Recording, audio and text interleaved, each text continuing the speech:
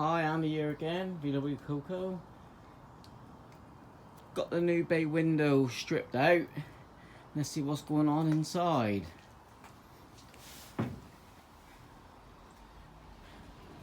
Floor you can see is had a repair there. But it's absolutely solid cargo floor. Dog leg, what's he doing?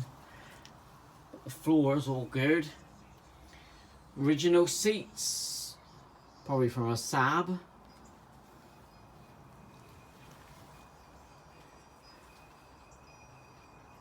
The only thing it's going to need is a new skylight. This convertible bay window.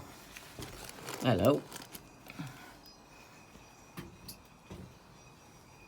I've got all the door cards inside the workshop, but I'll probably renew it all anyway. Put a full length rock and roll bed in. It's got a bench seat, or I may just stick that one in, but yeah, quite happy with that. Bulkhead's all good. Alright, on the pop top canvas is perfect, so nothing to worry about there. You can see the skylight. It's all been previously taped, so I'll be on the hunt for a new one of them.